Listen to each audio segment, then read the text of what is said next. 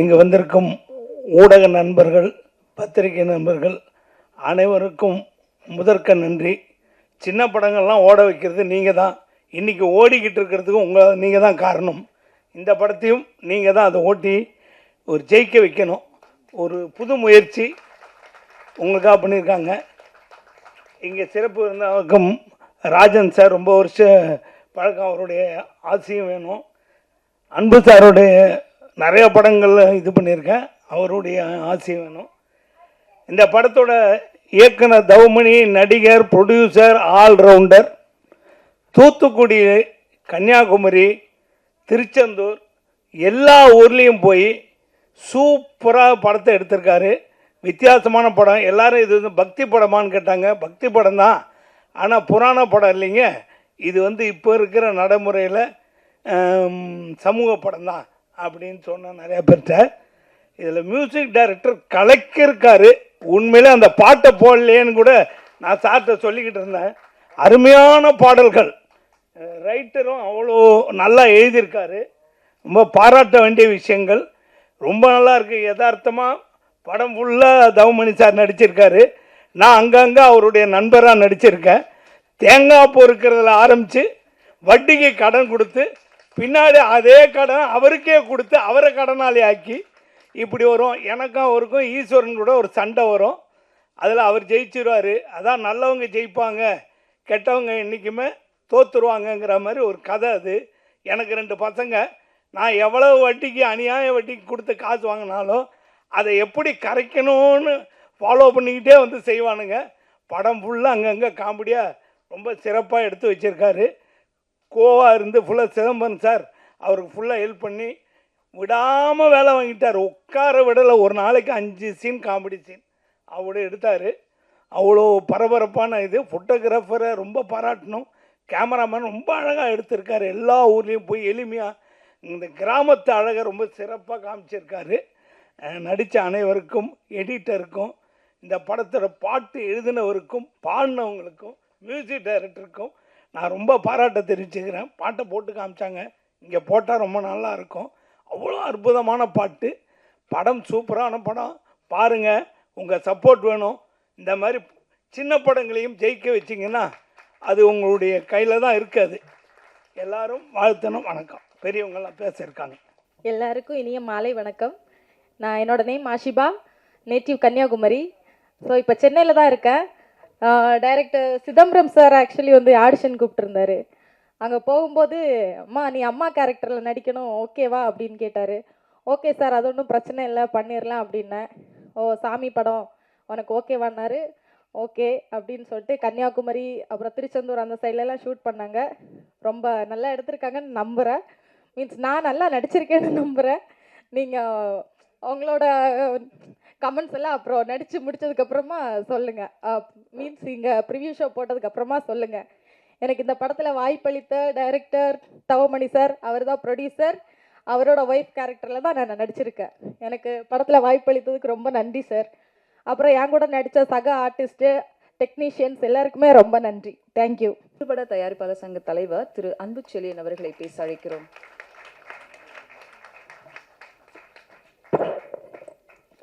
வணக்கம். வந்திருக்க மீடியா நண்பர்களுக்கும் வணக்கம். மேடையில் இருக்க அனைவருக்குமே என்னுடைய பணிவான வணக்கம் தெரிவிச்சுக்கிறேன். மகேஸ்வரியின் மகிமை அப்படின்னா தெரிஞ்சிருக்கோம். ஈசனை நேராக கொண்டு வந்து நிப்பாட்டார் நம்மளுடைய தவமணி. ஆமாம். ஏன்னா இப்போ நான் கேட்ட அவரை என்ன வெறும் ட்ரெய்லர் மட்டும் போட்டிங்க, பாட்டு என்னாச்சுன்னு. இல்லை நான் படம் போகிறேன். சரி இந்த ட்ரெய்லர் எதாவது போட்டலாமே. நான் அண்ணன் ராஜனும் பேசிகிட்டே இருந்தோம். சாங்கே இல்லாமல் நான் என்னப்பா நாங்கள் பேசுகிறது அப்படின்னு. ஆனால் திருச்செந்தூரை வந்து ஃபுல்லாக லைவில் போய் எடுத்து வந்திருக்காரான். இது இன்றைக்கி காலகட்டத்தில் திருச்செந்தூரை போய் அவ்வளோ அழகாக எடுத்து வந்திருக்காருன்னா அவரை உண்மையிலேயே பாராட்டணும் தவமணி அவர்களை. ஏன்னா இன்றைக்கி எங்கே பார்த்தாலும் பார்த்தீங்கன்னா சாமி ஒரு பக்கம் திட்டிருக்காங்க, ஆசலை போய் பேசுகிறாங்க. ஆனால் அப்பேற்பட்ட முருகன் கோயிலில் போய் தெளிவாக போய் படம் எடுத்து வந்திருக்காரு. ஆனால் என்னன்னா ஒன்றே ஒன்று தான் நான் சொல்லணும். சினிமாக்காரவங்க தான் இன்றைக்கி நம்ம சாம்ரான் சார் சொன்னார் சிறு படம் சப்போர்ட் பண்ணுங்கன்னு. நம்ம படம் ஓடாததுக்கு காரணமே சினிமாக்காரவங்க தான். நான் ஓப்பனாக சொல்லுவேன், தெளிவாக சொல்லுவேன். ஏன்னா நான் 89 வந்தேன். வந்தப்போ நான் படம் பார்க்கப்போ ஏன்னா அன்றைக்கி சாப்பாட்டு வழி கிடையாது. தண்ணி தான் குடிச்சு நல்லா வாழ்ந்துருக்கேன். காலையில் தண்ணி தான் சாப்பிடுவோம், மத்தியானம் சாப்பாடு. அப்போ நாங்கள் ஃப்ரெண்ட்ஸாக வரும்போது இந்த டயட் ரேஷன் எல்லாம் பேசும்போது எவனா ஒருத்தன் படம் பார்த்து வந்திருப்பான், அவன் வந்து எங்கள்கிட்ட சொல்லுவான் படம் ஃப்ளாப்பு, ஒன்றுமே இல்லைம்மா. ஏன்னா நாங்கள் எங்களுக்கு தெரியும், எங்களுக்கு அப்போ அறிவு கம்மி தானே. சரி நாங்களே எல்லாம் அது படம் ஒன்றுமே இல்லைடா அப்படின்னு. இன்றைக்கி வரைக்கும் அதை சொல்லிட்டு இருக்காங்க நம்ம சினிமாக்காரன்.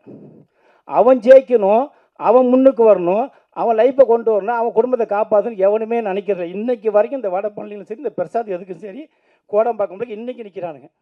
ஏன்னா நான் என் சங்கத்தில் நீங்கள் இப்போ வெளியில் நீங்கள் மீடியாலாம் பார்க்குற போகிறீங்க, உங்களுக்கு தெரியும். ஆனால் நான் எனக்கு டெய்லி நான் சங்கத்துக்கு வரது வந்து உண்மை சொல்லணும். இன்றைக்கி சிறுபடுறதுனால எக்கச்சக்கமான பேர் இந்த சங்கத்துக்கு வரதுனால நான் இப்போ கவர்மெண்ட்டோட சொன்னேன், எதுவாக இருந்தாலும் தெளிவாக அப்படின்னு சொன்னேன் இல்லையா. ஒவ்வொரு விஷயம் நான் கேட்டு செய்யணும். என்ன காரணம்னா இன்றைக்கி ஒன்றும் இல்லை, அந்த இவன் நடித்தான் நம்ம தனுஷு, அவன் படம் ஒன்றுமே இல்லைன்ட்டான், வந்து ஃப்ளாப்பு ஒன்றுமே இல்லை. படம் பார்த்து என்கிட்ட பார்க்கலன்றான். யாரா சொன்னாலும் எனக்கு கெட்ட வார்த்தை வரும், நான் வரல.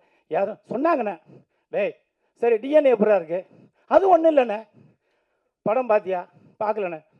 அப்போ நீ எப்படி நம்ம திட்டவோமா திட்ட மாட்டோமா சொல்கிறானே இப்போ வரைக்கும். ஏன்னா இன்றைக்கி வந்து ஆந்திரா ஹிட்டுன்ற இங்கேயும் பரவாயில்லன்றான். என் பையன் பார்த்து சொல்கிறான், கூப்பிடுறான், அப்பா அருமையாக இருக்குது வாங்க ஃபேமிலியோட போகலான்றான். இதுக்கு என்ன சொல்லுவீங்க? அது 100 கோடி 200 கோடி, இவர் எடுத்துக்காது 1 கோடி 50 கோடி. ஏன் என்ன சொல்கிறேன்னா, முன்ன படம் நல்லா ஓடணும்னா சினிமாக்காரங்களுக்கு படத்தை பாருங்கள். படத்தை பார்க்கலையா கண்டென்ட்டாக போடாதீங்க, எவன்ட்டையும் பேசாதீங்க. அப்போ தான் நீ உண்மையான ஆம்பளை, உண்மையாலே சினிமாவுக்கு வந்த சாதிக்கு வந்த மனுஷன் நான் சொல்லுவேன். எல்லா பேரும் சொல்கிறான் படம் பார்க்கல சொல்லிட்டு போ, நல்லா அவன் முடிவு பண்ணிட்டான். இன்றைக்கி மக்கள் தாங்க படம் பார்க்குறாங்க, சினிமாக்காரங்க தேட்டருக்கே போகிறதில்ல. ஏன்னா நமக்கு தான் வயிற்றுக்கே சோத்துக்கு வழி இல்லாமல் சினிமா பார்க்க முடியும், 2 ரூபா கொடுத்து எங்கே போய் வாங்கி போக முடியும். அதனால தான் சொல்கிறேன் ஓப்பனாக, அந்த தவமணியில் நான் தெளிவாக சொல்கிறேன், யாருமே ஏமாற்றி வாழ்ந்து சரித்திரம் இருந்தாலும் அப்பப்போ சொல்லுவேன். சினிமா நம்பி வந்து யாருமே தோற்றதே கிடையாது. நான் நீங்கள் உங்கள் நின்னடி இப்படி பேசுகிறேன்னா காரணம்ன்றீங்க, எவ்வளோ கஷ்டத்தை நான் பட்டு வந்திருக்கேன். நான் ஒன்றும் சாதாரணம் வரல, அரசியல் சினிமா கினிமா எல்லாத்தையும் அடித்து ஓட விட்டு தாங்க வந்திருக்கேன். நான் நீங்கள் வந்து இன்னும் உங்கள்கிட்ட பேசுகிறேன், ஏன்னா ஜெயிக்கணும் நீங்கள் வாங்க. இப்போ நான் வந்து உங்கள்கிட்ட பேசுகிறேன்ல, எந்த படத்தையுமே நல்லா இல்லைன்னு சினிமாக்காரன் சொல்லாதீங்க, அந்த சினிமா நம்பி வந்து எவனுமே சொல்லாதீங்க. நான் இதை மட்டும் சொல்லுவேன், நீங்கள் ஆணித்தரமாக சொல்லுவேன். ரஜினி எப்படி இருந்தார், கமல் எப்படி இருந்தார், அந்த ஓடுனா அவங்க 100 கோடி எனக்கு ஓடாட்டினா அவங்க சமாளிப்பாங்க, அடுத்த ஒரு காட்சி சம்பாதிப்பாங்க. இந்த சிறுபடத்தை யார் காப்பாற்றுறது, இவங்களை யார் வாழ வைக்கிறது? இப்போ அடுத்த படம் அவங்க பையன் பாருங்க, அறிஞர் சூப்பர் ஹீரோவாக இருக்கார். நான் கேட்டேன், நீ நேர்லேயே ஹீரோவாக இருக்கப்பா அப்படின்னு. இது அடுத்த படம் அவர் கண்டிப்பாக சத்தியமாக அவங்க பையனுக்கு ஒரு படத்தை எடுப்பார். அதை எடுக்க விட நான் எடுக்காத வச்சேன். ஏன்னா இந்த படத்தை விட்டதை வேறு படத்தில் பிடிச்சி தான் ஆகணும். அவர் நம்ம எதில் வந்தோமோ அதில் தான் நம்ம ஜெயிக்கணும். எதை நினச்சி நம்ம நான் வந்து தஞ்சாவூர்லேருந்து வந்தேன். நான் இன்றைக்கி வந்து 35 வருஷம் இருந்து என்னோடய சொந்த படத்தை எடுத்து தான் ஊருக்கு போனேன். அத்தனையும் கிடச்சி வந்து நிற்கிறேன்னா அதேமாதிரி ஒவ்வொரு மனிதனும் ஒரு சொல்லுவாங்க தெரியுமா, காக்கைக்கும் தன் குஞ்சு பொன் குஞ்சுன்னு. நீ எல்லாருமே ஹீரோ தான், நீ எல்லாருமே டேரக்டர் தான், நீ எல்லாருமே கேமராமேன் தான், எல்லாருமே மியூசிக் டேரக்டர் தான். உங்கள் மனசை எல்லாம் இங்கே உட்காந்து அத்தனை பேர் ஒரு எண்ணம் இல்லைன்னு மட்டும் நீங்கள் சொல்லுங்கள், நான் இந்த சினிமா விட்டு நான் போயிடுறேன். இந்த ஊருக்கு அத்தனை மீடியா உட்காந்துருக்க ஒவ்வொருத்தரும் சொல்லுங்கள், நீங்கள் சாதிக்க வந்தீங்களா இல்லையா? நீங்கள் சாதிக்க வந்த சூழ்நிலை மாறி ஒவ்வொரு இதிலும் ஒரு உட்காந்துருக்கோம். இன்றைக்கி எல்லாருமே பேசுவாங்க, இன்றைக்கி எல்லாரும் இன்றைக்கி மீடியா எல்லாருமே பேசுகிறாங்க. ஏகப்பட்ட பேர் இன்றைக்கி ரஜினி கமல் என் பார்த்திபன் கூட சொன்னார், நான் ஒரு சட்டத்தை தைக்க முடியாமல் வந்தேன். எல்லாமே இன்றைக்கி எல்லாம் ஏன்னா இன்றைக்கி மீடியா நிறைய பெருந்துருச்சு. ஆனால் ஏகப்பட்ட பேர் இன்றைக்கி எல்லாத்தையும் மனசில் அத்தனை கற்கிறாங்க. ஒரு 2 நிமிடம் தாவானிகள்னு ஒரு படம், பாக்யராஜ் சார் நடித்த படம். நீங்கள் தயவு செய்து சினிமாவில் மீண்டும் சாதிக்கணும்னா தாவானிகள்ங்கிற ஒரு படத்தை பாருங்கள், சிவாஜி சார் நடிச்சிருப்பார். ஏன்னா எல்லாருமே கஷ்டப்படுதான், என்ன பிச்சை ஒன்று தான் எடுக்கல சினிமா, நம்ம வந்து பாக்கி எல்லாரையும் பார்த்தாச்சு. அதனால் நீங்கள் நேர்மையாக இருந்து சினிமா நினச்சி வந்தீங்கன்னா வரலாம். இன்றைக்கி தேவமணிக்கு வந்து சினிமாவே என்னன்னு தெரியாது, அப்படி இருந்து வந்து இன்றைக்கி ஒரு சிவனோட அருளை பெற்று இன்றைக்கி ஒரு படம் எடுக்கணும் முடிவு பண்ணி எடுத்து பையனை ஹீரோவாஜி எடுத்துருக்காருன்னா இதுதாங்க தன்னம்பிக்கை, இதுதாங்க அவர் சினிமா. அவர் ஜெயிக்கிற தவிர அப்புறங்க வந்து இன்றைக்கி பிரசாத் வச்சுட்டாரு, ஆடியோ ரேஞ்சு வச்சு இன்றைக்கி என்ன கூப்பிட்டுக்காரு, ராஜனை கூப்பிட்டுக்காரு, இருக்கிற சபை எல்லாரையும் கூப்பிட்டு நடத்துறாருல, இதுதான் அவர். ஏன்னா அவரோட மனசுக்கு ஒரு படம் ஜெயிக்கணுன்றார். அதுமாரி ஒவ்வொருத்தவங்களும் நீங்கள் நினச்சிங்கன்னா கண்டிப்பாக நான் சொல்கிறேன், இந்த ஆண்டு மீது ஆணையாக சொல்ல நீங்கள் ஜெயிப்பீங்க. நீங்கள் எண்ணங்களை மாற்றிக்கிட்டு இப்போ நான் சொன்ன மாரி எந்த படத்தையும் ஓடணும் படமாக பார்க்க சொன்னீங்கன்னா சத்தியமாக நீங்கள் முன்னுக்கே வரமாட்டீங்க. அதையும் மைண்டில் வச்சுக்கிட்டு எல்லாருமே ஜெயிக்கணுங்கிற நிலவோடு இருந்தீங்கன்னா இந்த மகேசன் பாய் மிகப்பெரிய வெற்றி அடையணும். ஏன்னா அடுத்த படம் வேறு போட போகிறாரு, அதனால் ரொம்ப நேரம் பேச நேரம் ஆகும். எல்லாருமே சப்போர்ட் பண்ணுங்கள். ஏன்னா நீங்கள் யாரோ ஒரு ஆள் கூட இவரை போய் கதை சொல்லலாம், நான் சப்போர்ட் பண்ணுவேன். உங்களுக்கு நல்ல கண்டு இருந்தால் தவமணி படம் அடுத்த எடுக்குன்னு சொல்லியிருக்காரு. 2 நேரத்தோட காலையில் ஃபோன் பண்ணேன், அடுத்த படம் பெருசாக பண்ணேன் பையன் வச்சுனேன். அது சொன்னீங்கன்னா கதை நல்லது நானே சொல்லி அவரை டேரக்டர் வேணான்றேன். நான் ஓப்பனாக நீங்கள் டேரக்ஷன் பண்ணாதீங்க, படத்தை நடிங்க அப்படின்றேன். ஏன்னா ஒரே ஆள் 3 பண்ண முடியாதுங்க. நானே டேரக்டரு, நானே ப்ரொடியூசரு, நானே ஹீரோனா அவரால் முடியாது. படம் கண்ணனை எப்படி பண்ண முடியுங்க, அவருக்கு ஒரு ஃபீலிங் இருக்கும். இருந்தாலும் சரி நம்ம முதல் சாமி படத்தை சொல்லி எடுத்திருக்காரு. அவர் நம்ம எல்லோரும் பாராட்டுவோம். ஒரு சாமினா சொன்ன மாதிரி எல்லாருக்கும் போய் கொண்டு சேருங்க. ஏன்னா சினிமாவே அனுபவமே இல்லாமல் சினிமா வந்து எடுத்திருக்காரு. இதுக்கே நம்ம கை தட்டணும், இவரையே நம்ம பாராட்டணும். இவர் மிகப்பெரிய வெற்றி அடையணும். ஏன்னு கேட்டால் நான் யாருக்குமே சப்போர்ட் தான் பண்ணுவேன். என்னென்னு திட்டுவேன், ஏன் ஏமாந்தேன்னு சொல்லுவேன். ஆனால் ஏமாறதுக்கு முன்னே நம்மள்ட்ட பேசிட்டாரு. தயவு செய்து எல்லாம் சப்போர்ட் பண்ணுங்க. நன்றி, வணக்கம். அருள்மிகு உவரி பிரம்மசக்தி அம்பாள் திரைப்பட தயாரிப்பு நிறுவனம் என்ற ஒரு அமைப்பை நிறுவி அதன் மூலமாக இந்த மகேஸ்வரன் மகிமை என்ற திரைப்படத்தை எடுக்க வேண்டும் என்று ஒரு முடிவு செய்து ஒரு லெட்டர் பேட் அடித்து, நான் பேசணும் நிறைய பேசணும், இருந்தாலும் அந்த அம்மா பேரை சொல்லிட்டு 4 லைன். நான் என் வாழ்க்கையில் ஒரு படம் எடுப்பேன். இவங்க இந்த ராஜன் சாரு, இந்த அன்பு செல்வன் சாரெல்லாம் நான் பார்ப்பேன். அவங்க முன்னாடி நின்று பேசுறதுக்கு எனக்கு இன்னைக்கு ஒரு ரைட்டு கிடச்சிருக்கே, அதே அந்த சிவனோட அருள் தான். இல்லைன்னா நான் அந்த மேடையில் வரவே முடியாது, எந்த காரணம் கொண்டு வர முடியாது. அது ஒரு சக்தி, அந்த பிரம்ம சக்தி. எல்லாரும் வணங்குற தெய்வத்தை ஏதாவது ஒரு வகையில், எந்த தெய்வமாக இருந்தாலும் சரி தான், ஹிந்துவாக இருந்தாலும் சரி, கிறிஸ்தவராக இருந்தாலும் சரி, இஸ்லாமியராக இருந்தாலும் சரி, நாம் வணங்குற தெய்வத்தை விடாமல் பிடிக்கணும். நாம் செய்கிறது, இன்னைக்கு நான் சாமிக்கு அதை பண்ணேன், இதை செஞ்சேன் சொல்லவே கூடாது. நாம் பாட்டுக்கு செஞ்சிட்டு இருக்கணும், நாம் பாட்டு வணங்கிட்டு இருக்கணும். நாம் நினச்சது நடக்கும், கண்டிப்பாக நடக்கும். நான் இந்த மேடையிலேருந்து நான் சொல்கிறேன், சின்ன வயசில் நான் என் பையனை வச்சு எடுத்த நடித்த கதாபாத்திரத்தை அவனுக்கு கொடுத்துருக்கேன். அவன்கிட்ட கேட்டேன், என்கிட்ட காசு இருக்குது, கடன் வாங்கல, 1 பைசா கடன் கிடையாது இன்னைக்கு வரைக்கும். அப்படித்தான் அந்த படத்தை எடுத்துருக்கு. அந்த அம்மா எனக்கு சக்தி கொடுத்துருக்கு. 24 வயசில், என் வயசை சொன்னால் நீங்கள் ஆச்சரியப்படுவீங்க, எல்லாம் கொஞ்சம் மேக்கப்பில் தான் இருக்கேன். 74 வயசு, 1952 பிப்ரவரி மாதம் 19ஆம் தேதி பிறந்திருக்கேன். கணக்கை பார்த்துங்க. எல்லாம் சொல்கிறலாம் மேக்கப் தான். ராஜன் ஐயா எப்படி இருக்காங்க, பலமாக இருக்காங்க. அவங்க இந்த இதில் டிவிலெல்லாம் பேசுகிறதெல்லாம் கேட்கும்போது உண்மை அப்படியே உள்ளொன்று வைத்து புறமொன்று பேசுவார், உறவு கலவாமை வேண்டும்பாங்க வள்ளுவர் சொல்லியிருக்காரு. அந்த மாதிரி ஆள் அவங்க. சாரும் அப்படித்தான் அறிவுரை சொல்லுவாங்க பாருங்க. அவங்க குரூப்பில் நான் அவருக்கு பதிலே போட மாட்டேன், எல்லாம் நான் அப்சர்வ் பண்ணி வச்சிருவேன், எல்லாம் கேட்டுக்கிடுவேன், தெரிஞ்சுக்கிடுவேன். அவ்வளவு ஆழமான கருத்துக்கள், அவ்வளவு ஐடியா. இதை பண்ணு, இப்படி செய், அதை பண்ணாத, இதை யார் சொன்னாலும் கேட்க மாட்டாங்க. அவங்களுக்குன்னு ஒரு வழி. நானும் அப்படித்தான் போனேன். ஏன்னா நான் வந்து இந்த மாதிரி ஒரு படம் எடுப்போம், இந்த மாதிரி பிரசாந்த் ஸ்டுடியோவில் வந்து நான் பேசுவேன், நான் கனவுல கூட நினைக்கலைங்க. அதுக்கு அந்த சக்தி, அந்த பிரம்ம சக்தி தான் அந்த இதை கொடுத்துருக்கா. என் பையனுக்கு ஒரு ஃபியூச்சர் இருந்தால் அவன் வரட்டும். எனக்கு இதில் நான் இன்னும் மேலும் நடிக்கணுங்கிற ஆசையோ அந்த இதெல்லாம் எனக்கு கிடையாது. ஆனால் ஒரு படம் எடுக்கணும், அது பக்தி படமாக இருக்கணும். நான் நடிச்சிருந்தேன், அதில் பாராட்டு கிடச்சிது எனக்கு. 2 கேரக்டரில் இன்றைக்கு நான் நடிச்சிருக்கல, அன்றைக்கு நடிச்சிருக்கேன். 24 வயசில் நான் இதே தகப்பனார் கேரக்டரில் நடித்தேன். 31 வயசில் 25 வயசு பையனாக நடித்தேன். இப்போ 74 வயசில் 45 வயசு மனிதனாக நடிச்சிருக்கேன். இது நடிப்பு. சினிமாங்கிற உலகத்தை வச்சு முழுமையாக பேசுறதுக்கு எனக்கு ரைட்டே கிடையாது. ஏன்னா நான் அனுபவசாலியோ, அதில் எனக்கு ஒன்றுமே ஏது தெரியாது, இசட்டும் தெரியாது. A to Z தெரிஞ்சவங்கலாம் இருக்காங்க, பெரிய பெரிய ஆட்கள் இருக்காங்க. ராஜன் சார் எவ்வளோ பெரிய ஆள், எத்தனை படம் தயாரிச்சிருக்காங்க, எல்லா நடிகரும் அவங்களுக்கு தெரியும். நான் இன்றைக்கு இந்த மேடையில் அவங்க முன்னாடி பேசுறதுக்கு எனக்கு ஒரு வாய்ப்பு கிடைச்சது. அந்த பிரம்மசக்தி அம்மாளுக்கும் அந்த சிவபெருமானுக்கு தான் நான் நன்றி சொல்றேன். இப்படி நான் ஒரு மேடையில் என்ன பேசுவேன் நான் எதிர்பார்க்கவும் இல்லை. அந்த ஒரு சூழ்நிலையை உருவாக்கி கொடுத்தது அந்த தெய்வங்கள் தான்.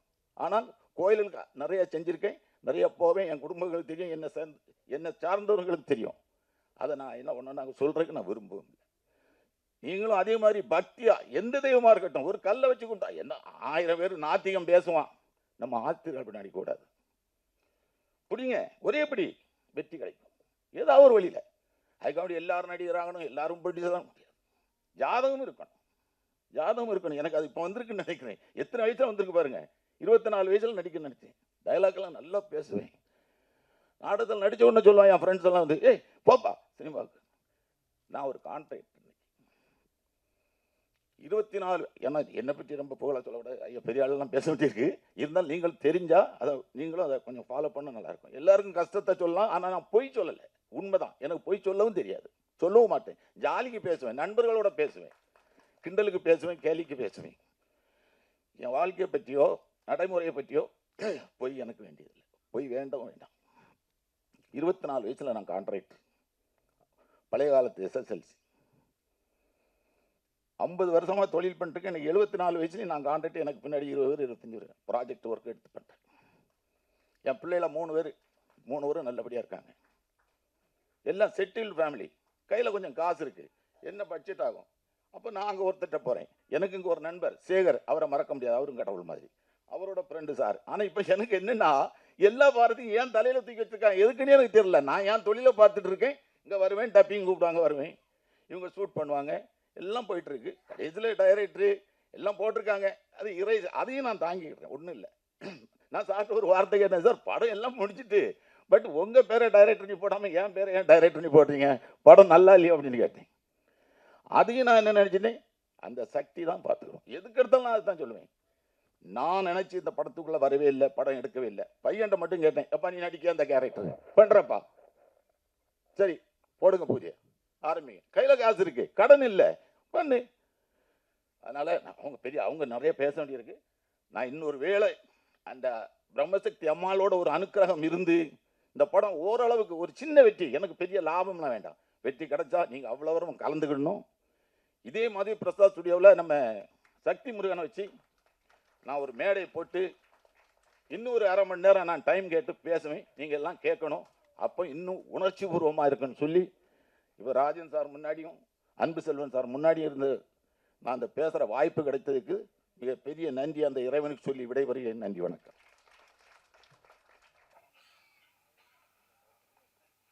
முயற்சி உடையார் இகழ்ச்சி அடையார். தன்னம்பிக்கையின் தனி உருவமாக பல பேருக்கு எடுத்துக்காட்டாக விளங்கி ஒரு படத்தை தயாரித்து அதை மக்களுக்கு போட்டு காட்டுகின்ற ஆற்றல் படைத்த அருமை தம்பி தவமணி அவர்களே, இயக்கம், நடிப்பு, தயாரிப்பு, அதோடு அவரும் தன்னுடைய மகனையும் கதாநாயகனாக போட்டு ஒரு பக்தி கலந்த ஒரு சமூக படத்தை அற்புதமாக உருவாக்கி இருக்கிறார். அந்த தம்பியின் பேச்சு ஒவ்வொன்றும் தன்னம்பிக்கை தருவதாக, ஒவ்வொருவரையும் ஊக்குவிப்பதாக. யாருமே சோர்ந்து விடாதீர்கள், நம்பிக்கை வையுங்கள், அது நடக்கும். இறைவன் மீது நம்பிக்கை வையுங்கள், அவர் நடத்துவார் என்பதை தம்பி தவமணி அவர்கள் பிரமாதமாக பேசினார். படம் எடுத்தது நம்ம ஒரு சின்ன முன்னோட்டம் பார்த்தோம். பாட்டு 4 பாட்டு நல்லா இருக்குன்னு சொன்னாங்க. சாமிநாதன், தம்பி சாமிநாதன் நடிகர், அவர் பார்த்துருக்காரு, அவர் நடிச்சிருக்காரு. இந்த சிறுபட தயாரிப்பாளர்களை ஊக்குவிக்கிறதுல என்னுடைய அருமை தம்பி அன்பு செழியன் பல அட்வைஸ் பண்ணிட்டு இருக்காரு. தன் சொந்த செலவில் ஒரு சங்கத்தை உருவாக்கி ஒரு இடத்தை அதுக்குன்னு வாடகை சொந்த இடத்திலே வச்சு வர்ற சிறுமுதலீட்டு பட தயாரிப்பாளர்களும் வழிகாட்டியாக விளங்கி தவறு தட்டி கேட்கறது, தவறு பண்ணாத. இப்போ அவர் பேசுறத கேட்டீங்க, பல பேர் பூஜை போடுற அளவுக்கு வருவான், பூஜைக்கு பிறகு காணாம போயிடுவான். சில பேர் கோட்டை படம் எடுப்பான், கோட்டை அடிப்பான், அதுக்குள்ள கோட்டுக்கு செலவு பண்ற பணத்தை படத்துக்கு செலவு பண்ண மாட்டான். சிலர் ஆஃப் அடிப்பாங்க, பாதி படம் வரை வரும், முடிக்க முடியாது. சிலர் முடிச்சிருவாங்க, ரிலீஸ் பண்ண முடியாது. ஏன்னா ரிலீஸ் நேரத்தில் இருக்க கஷ்டங்கள் இருக்க, அவ்வளோ பெரிய கஷ்டம். கியூபுக்கு பணம் கட்டாம இன்னைக்கு ஏறக்குறைய 80-90 படம் நிற்கி சார். படம் எடுத்துட்டாங்க, சென்சார் பண்ணிட்டாங்க. கியூபுக்கு இந்த பப்ளிசிட்டிக்கு ஒரு 50 லட்சம் வேணும். அது இல்லாம இன்னைக்கு 60-70 படம் நிற்கிது. நான் சிலருக்கு ஃபைனான்ஸ் பண்ணியிருக்கேன். 16 படம் ரெடி ஆயிருக்கு. எனக்கு பணம் வரல. ஏன்னா வாங்க ஆள் இல்லை, கடன் வாங்கி படம் எடுத்துட்டாங்க. திருப்பி அதை கொடுத்தாதான் இவங்க விடுவாங்க. திருப்பி கொடுக்க முடியல, ஏன்னா வியாபாரம் இல்லை. நான் ஒன்று தப்பா சொல்லலை. ஒரு ஒரு அதர்வான ஒரு தம்பி ஹீரோ, உதாரணத்துக்கு சொல்கிறேன், ஒரு 7-8 ஹீரோக்கள் நிலைமை தான் இல்லை, ஒரு 15 ஹீரோ நிலைமை தான். அதர்வாவது மட்டும் 9 படம் முடிஞ்சிருக்கு சார். 9 படம் முடிஞ்சிச்சு. எப்போ? 2 years, 2 வருஷமா முடிஞ்சிருக்கு. என் தம்பி மைக்கேல் ராயப்பன் பெரிய படம்லாம் எடுத்தவர், சக்சஸ்ஃபுல் ப்ரொடியூசர். அதரா வச்சு ஒரு படத்தை 2 வருஷமா இன்னும் ரிலீஸ் பண்ண முடியல. உதாரணத்துக்கு சொல்றேன், எங்க ப்ரொடியூசர் படுற கஷ்டத்தை சொல்றேன். அவருக்கும் பணம் கொடுத்துருக்கேன். அதரா படத்துக்கு மட்டும் 3 படத்துக்கு கொடுத்துருக்கேன். படங்கள் 2-3 வருஷம் ஆச்சு ரிலீஸ் ஆகுது. பட் அந்த தம்பிக்கு 1.25 கோடி சம்பளம். சொலையா டப்பிங் முன்னால இவர் 1.5 கோடி வாங்கிட்டார். ப்ரொடியூசர் கதி என்ன அவஸ்தப்படுறாங்க சார், வெளியில பார்க்குறோம். அந்த நிலையில எப்படியோ கஷ்டப்பட்டு படத்தை ரிலீஸ் பண்ணா, நம்ம சினிமாக்காரனே அன்பு செழியன் சொன்னது போல, என்ன படமா இது, என்ன படம் எடுத்துக்கிறான் இவெல்லாம் படம் எடுக்க வந்துட்டானுங்க. ஏன்னா நாய உனக்கு முடியலன்னா விட்டு போடா, எடுத்து போவன் கஷ்டப்படுறவனை கிண்டல் பண்ணிக்கிட்டு படம் நல்லா இல்லைன்னு சொல்லிட்டு, அது நம்ம ஆளுங்களே இல்லை, வெளியில இருக்க பப்ளிக் சொன்னா ரைட். பத்திரிகை நிருபர்கள், ஊடக நண்பர்கள் நிறைய எழுதி குறை எழுதுறது அவங்க கடமை. அவங்க குறை சொன்ன பரவாயில்ல, இருக்கிற குறைய. ஆனா கூட இருந்து நல்லா சாப்பிட்டுட்டு அவனே சொல்றான் சார், இப்படிப்பட்ட இந்த சினிமா சூழ்நிலையில தம்பி தவமணி சொந்த, எனக்கு இன்னொரு மகிழ்ச்சி என்னன்னா, கடனே இல்லை, மொத்த பணத்தையும் போட்டு சுதந்திரமா எடுத்துறார். கேட்க ஆளே கிடையாது. அவர்கிட்ட ஒருத்தர் வர முடியாது. தொழிலாளிக்கு துரோகம் இல்லை, தொழிலாளி டெக்னீஷியன் எல்லாருக்கும் பணம் கொடுத்தாச்சு. இப்போ அவங்க ஹாப்பி. ப்ரொடியூசர் செட்டில் பண்ணிட்டோம், கடன் இல்லாம ஒரு படம் எடுத்துட்டோம், மகனை ஹீரோ உருவாக்கிட்டோம் என்கிற ஒரு நல்ல நம்பிக்கை. இந்த படம் வெற்றி பெற்றா, அந்த பணம் திரும்பி வந்தா இதை விட ஒரு பெரிய படம் எடுப்பார். இந்த பணம் வேற எதுக்கும் போகாது. அதான் சார் சிறுமுகல்கிட்ட படம் தயாரிப்பாளர், போட்ட பணம் எடுத்து வந்தா திருப்பி படம் தான் நாங்கள் எடுப்போம். தொழிலாளிக்கு வேலை கிடைக்கும், எல்லாரும் லைஃப்ல சந்தோஷமா இருக்கலாம். அது ப்ரொடியூசர் செய்கிற தியாகம். ஆகவே அதுவும் மகேஸ்வரன் மகிமை, கடவுளின் பெயரை வச்சு அந்த மகேஸ்வரன் மகிமையால் இந்த படம் வெற்றி பெறணும்னு நான் இறைவனை வேண்டிக் கொள்கிறேன். இன்னைக்கு ஒரு விஷயத்தை மட்டும் பொது நலன் கருதி, மக்கள் நலன், சினிமாக்காரங்க மட்டும் இல்லை, பொதுவாகவே மக்கள் நலன் கருதி, அது தமிழக மக்கள், இந்திய மக்கள், உலக மக்கள், அவர் நன்மையை கருதி ஒரு விஷயம். இன்னைக்கு அண்டர் கிரவுண்டில் ஓடிட்டு இருக்க ஒரு மேட்டர், ஒரு 3 மாசத்துக்கு முன்னால ஒரு ஆடியோ ஃபங்க்ஷன், அதில் ஒரு ஹீரோ, அந்த படத்து ஹீரோ வந்திருந்தார். அழகாக இருப்பார், தெலுங்குலேயும் ஹீரோ பண்றார். அவர் இப்ப கைதாகி ஜெயிலில் இருக்கார். என்ன காரணம்? கொக்கைன்னு ஒரு போதை பொருளுக்கு அடிமையாயிட்டார்.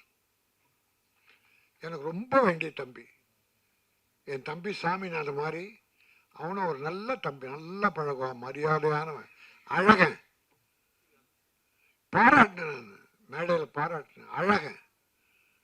ஆனா குடும்பத்தில் ஒரு சூழ்நிலை வந்தது. குடும்பத்தில் ரொம்ப அவசப்பட்டான், கோர்ட்டு கேஸுன்னு, அது ஒரு வரி. அது போக படங்கள் இல்லாமல் போயிடுச்சு. இப்போ நம்ம ஆளுங்க நடிகர்களோ இல்லை ப்ரொடியூசர் எப்படி இப்படி அடிமையாகிறாங்கன்றதுக்காக உதாரணத்துக்கு சொல்கிறேனே தவிர நான் யாரும் குறை சொல்லலை. ஒரு செய்தி வந்ததால் அந்த தம்பி பேரை சொன்னேன், எனக்கு ரொம்ப வேண்டியவன்ற உரிமையில் சொன்னேன்.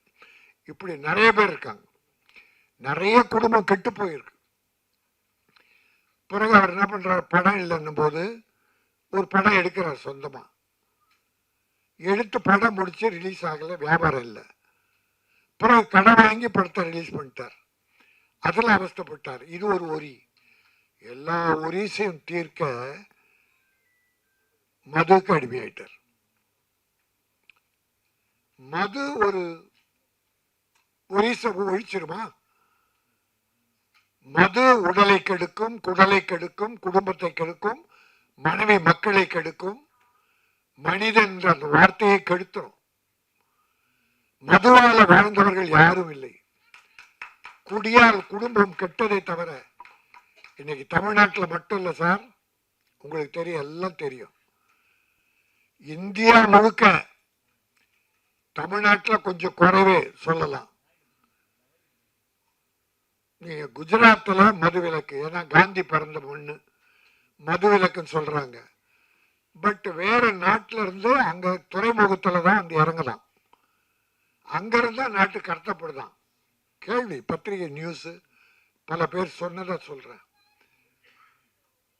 சினிமா ஒரு காரணம். நான் இது வரைக்கும் சினிமாவில் குறை சொன்னதில்லை, ஏன்னா நம்ம சினிமா. ஆனா குறை இருக்கும்போது சொல்லிதான் தரணும். முன்னெல்லாம் என்ன பண்ணுவோம் சார், சினிமாவில் என்ன சார் சொல்லிட்டோம், சமுதாயத்தில் நடக்கிறதா சார் சொன்னோம். ஆணவ கொலை நடக்கலையா, அதை கதையை எடுத்தோம். சாதி வரி இல்லையா, அதை கதையை எடுத்தோம்.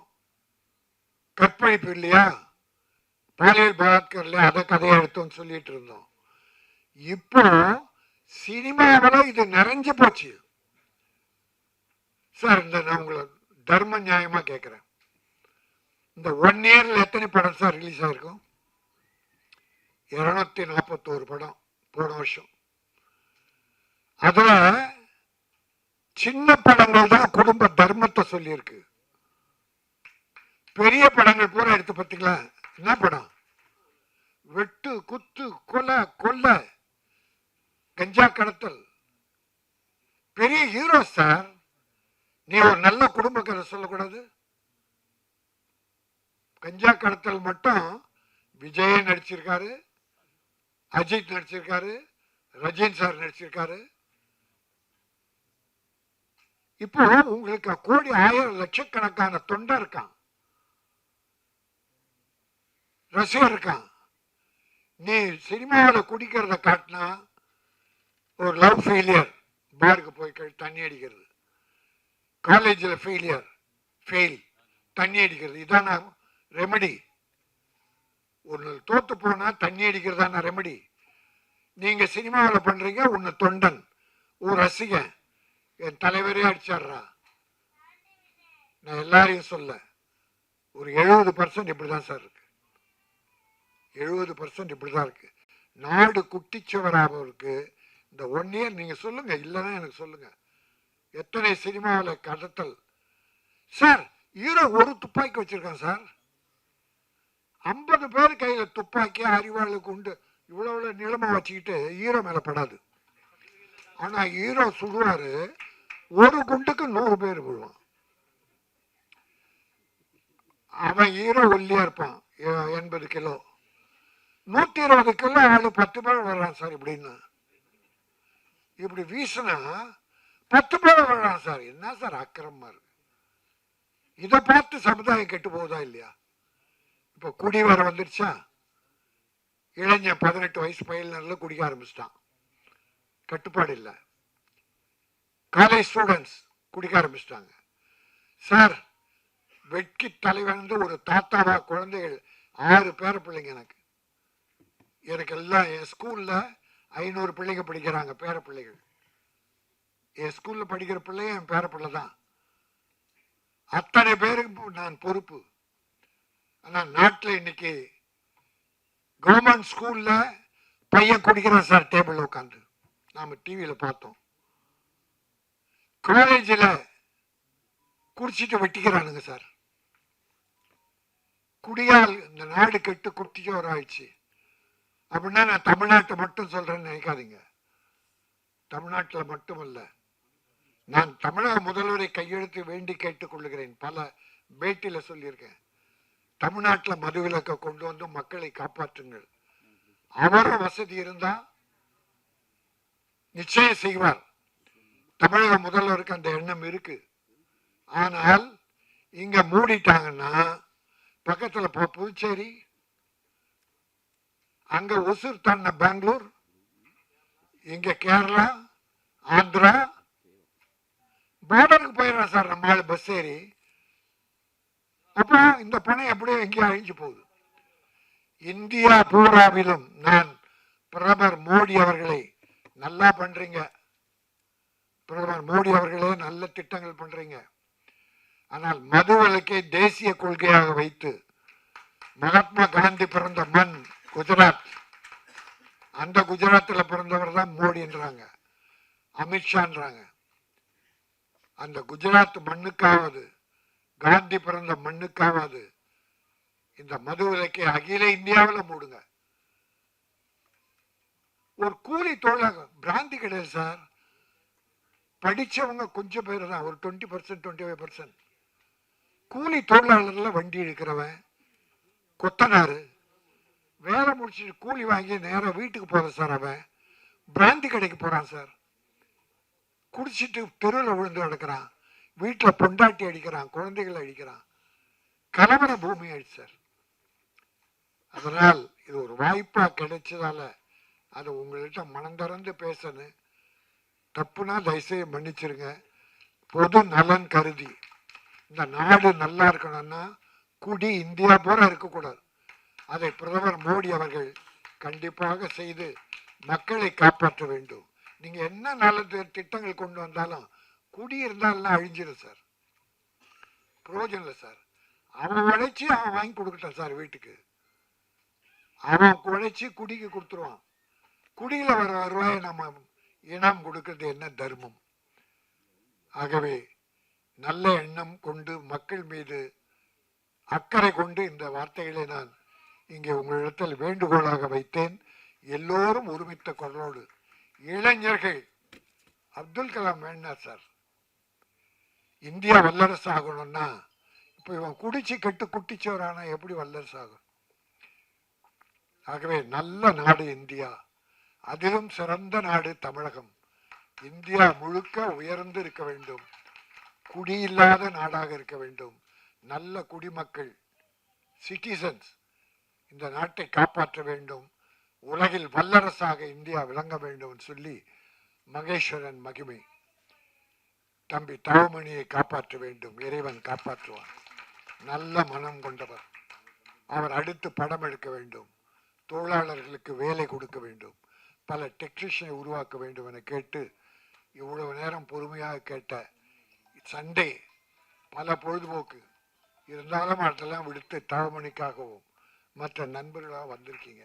உங்களெல்லாம் வணங்கி விடைபெறுகிறேன். நன்றி, வணக்கம்.